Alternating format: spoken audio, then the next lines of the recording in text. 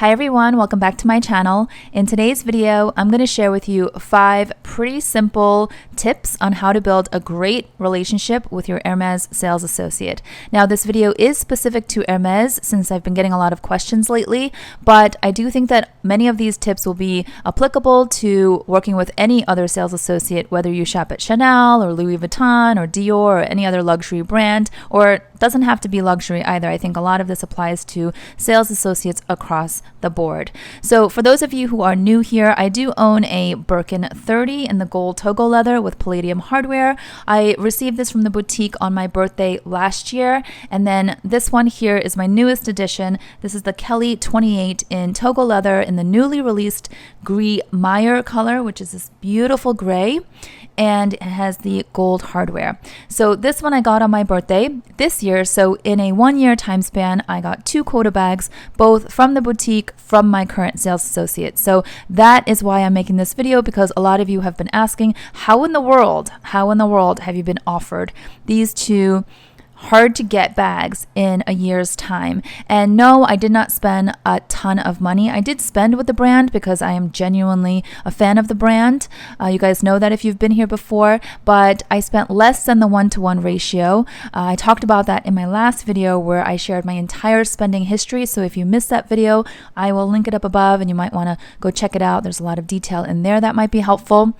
And no, they don't know that I'm a YouTuber or influencer. I don't even show my face on this channel, so it's impossible for them to know. I guess not impossible, nothing's impossible, but it's pretty unlikely that anyone at Hermes knows that I do YouTube. I don't announce it. I don't share this information. You guys know I'm fairly private, and none of my sales associates know that I do YouTube. This is just a private hobby that I have on the side. So that is also not the reason why I was offered quota bags. I know there's this whole conspiracy theory that YouTubers get better access. If that's true, I don't know, because as far as my Hermes sales associate is concerned, I'm just mom who likes Hermes. Okay, so I do think that largely the fact that I live and shop in New York City is a big factor. We all know that New York City is a huge metropolitan area. Fashion is, name of the game out here, and I would imagine that the Hermes boutiques get a lot more inventory, and therefore there's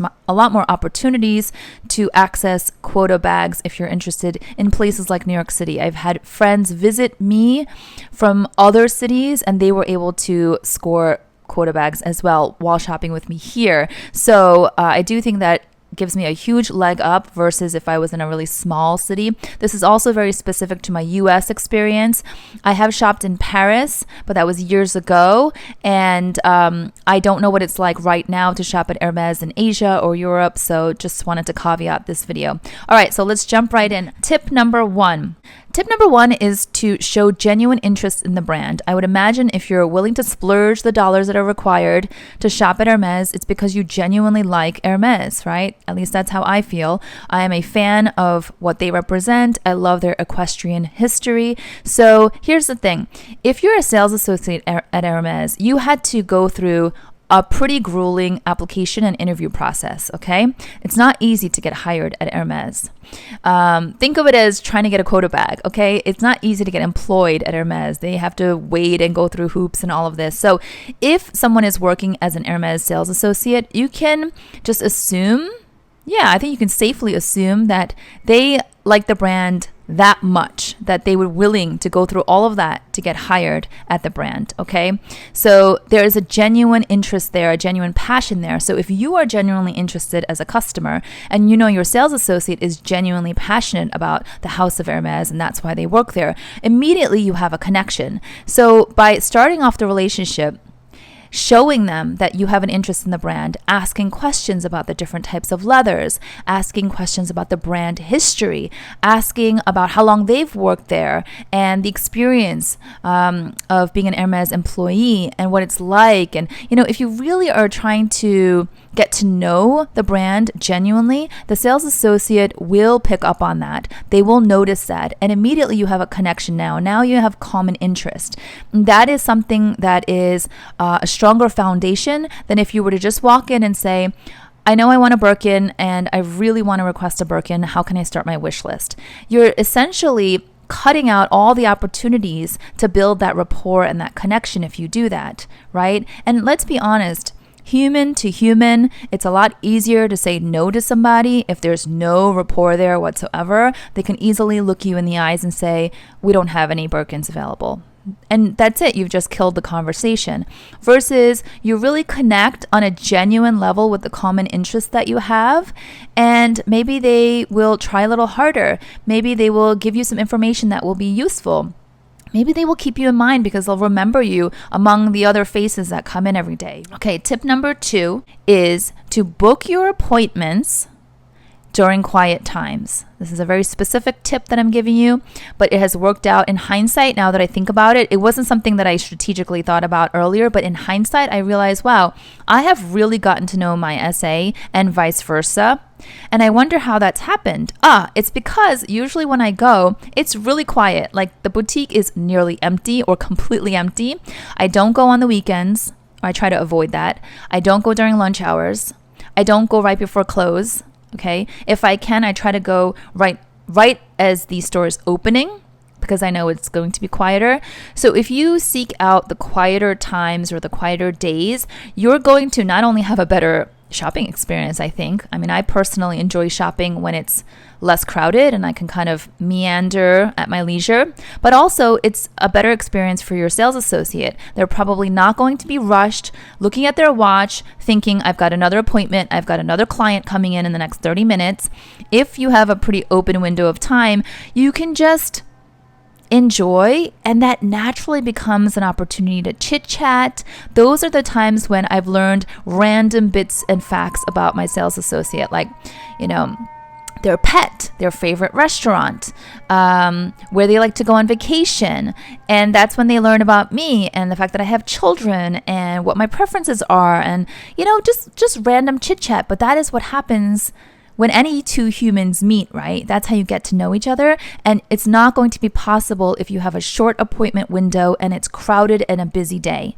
So definitely try to book an appointment when it's quieter, avoid the peak times, and make use of that time. Tip number 3 is simple. It's something I tell my kids all the time. It's to mind your manners. And you would think everybody would do this, but I hear so many stories. So pleases and thank yous are kind of a no-brainer, but being respectful on another level. So for example, asking your sales associate, how would you like to communicate going forward? Let's say the first day you meet a sales associate, you get their business card, their contact information is on there. You've got the email, you've got the phone number, you've got the option for text message. Ask, how would you like to communicate going forward? And one might say, email is best for me. Another might say, please text me, don't email me. You want to find out what their preferences are because you want to respect that, right? So for example, my sales associate and I, we text mostly. I've never emailed.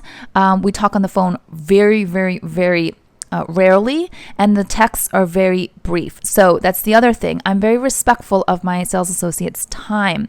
I'm not going to type an essay on my text message. It's like one sentence, maybe 2. I am also not going to send a text message and then follow up and follow up and follow up. I have received so many DMs on Instagram of some of you asking me, hey, I sent a message to my sales associate and it's been 2 days or 3 days and I haven't heard anything back. What do you think I should do? And I don't really have a good answer for that, honestly, because I have never followed up. Meaning I've definitely found myself in situations where I would text and I wouldn't hear back for 2, 3, 4 days, sometimes 5 days, and I would never follow up because history tells me that generally my sales associate gets back to me very quickly within a day, a day or 2. And so when they don't get back to me, I know something's up. I know either they're out, they're on vacation, they're traveling, the store is closed, or they don't have what I've asked for and they're either looking for it or The answer is basically no. Sometimes no answer is an answer. Silence can be an answer. It could mean wait, right? So I feel like showing patience is also a sign of etiquette and respectfulness. I don't want to push too hard. Now, this is my personal experience. If you have a sales associate that is notoriously forgetful and constantly needs reminders and says to you like, hey, if you don't hear from me, just follow up with me in the next 2 days, that's a different story. But if you generally have a history of promptness and responsiveness, don't pester, right? I think that's just being respectful. Again, mind your manners.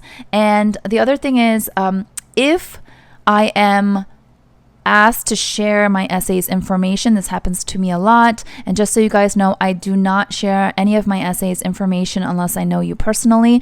Just like I wouldn't just send you to any essay that I don't know, I also don't send random people that I don't know to my essay. It goes both ways. But when I do refer people to my essay, I always ask first. So I always ask my sales associate first, hey, I've got my cousin or my friend or my sister-in-law and they're interested in something. Can I share your information with them? Can I put you in touch with them?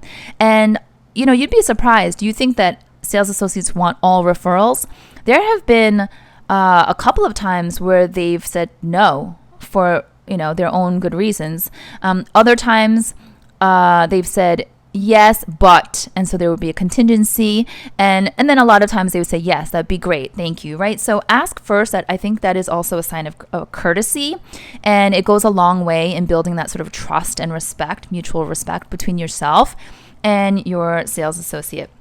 Okay, and then tip number 4 is prioritize. If you can prioritize your relationship with your sales associate, do that as a sign of respect for all that they're doing in terms of the effort they put in to work with you. Meaning, if you see something on the website, on the Hermès website, a lot of times things pop up. Now, I have shopped on the website. I have shopped a number of times on the website, but I always tell my sales associate. So the next time I see my sales associate, I would say, this popped up and I wasn't sure if you had it, so I just snagged it. And usually it's like a smaller item, not as expensive. If you order from the website, your SA doesn't get commission, right? So if you can prioritize and you see something and you know that there might be inventory available besides the website, reach out to your SA and say, I just saw this was available online. Any chance you can get it for me and either ship it to me or what have you, right? I have done that as well. So on those occasions, my SA found the item and sent it to me. But I think that it's just the way you communicate. If you are signaling to your SA that you're prioritizing that relationship, it's probably more likely that they will reciprocate and prioritize you when possible. I mean, they've got so many clients and so many different priorities they're juggling. But like I said, it's the gesture. Okay, it's the gesture that you're trying to prioritize. The other example I have is that I traveled to another city within the US and I did purchase one item. Again, when I saw my current SA in New York, I mentioned it and said I was traveling and I picked up this one thing and it was a bracelet and I wore it and I showed my SA and I said, this is what I picked up. Obviously, I would have wanted to buy it from you, but it was sort of impulsive. And again, it was that transparency and signaling that I want to prioritize our relationship. And my SA was like, oh, that's great, and just very cool about it. But there is something to be said about how Hermès works within the system that they have set up. They don't like for you to hop around. They don't really like for you to shop, among 5 different SAs, for example. So you want to have a main one, a main hometown, if you have a hometown SA. And then if you travel, you might buy a couple things here and there, but those would be sort of outside the norm, if that makes sense. Okay, and then tip number 5, last one, is very simple. It is to show appreciation. Just show appreciation. In person, thank you. On text message or however way you communicate, thank you. I say thank you when my SA finds me an item. I say thank you when my SA tries and can't find me an item, because either way, it's effort. So showing appreciation. I have received the question from a number of you asking what is appropriate to give as a gift to your SA. And I don't know, because I've never given a gift to any of my sales associates, whether it be at Hermès or any other luxury brand. I don't know that I'm comfortable doing that because I don't want to be misunderstood as bribing them. So I stay away from that altogether.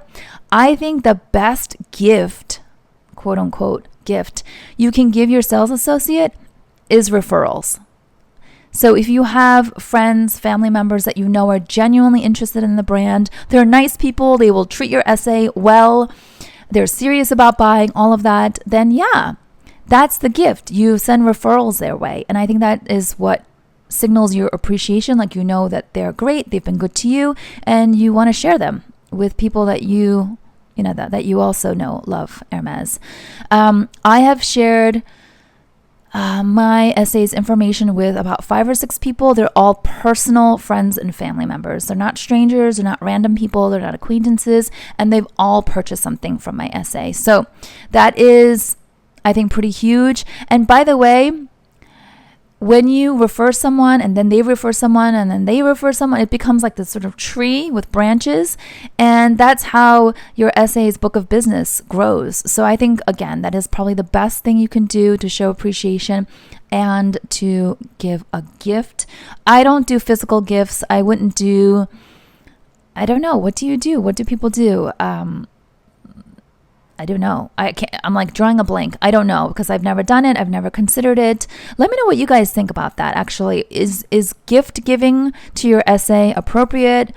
Yes or no? If you think so, if you have given gifts, what have you given that has been well received? That would be an interesting dialogue to have down in the comment section. But those are my 5 tips. Really simple, right, guys? Really, really simple. It's not rocket science, but sometimes we just need a reminder because we think sales associates are like not human. They're just like on a different level. They're just humans. They're just like us. They love Hermès, and that's why they work there, and they're working hard and they're trying their best. And right, so anyway, I hope you enjoyed this video. Hope it was helpful. Please give it a thumbs up if you did, and I'll see you all next time. Bye-bye.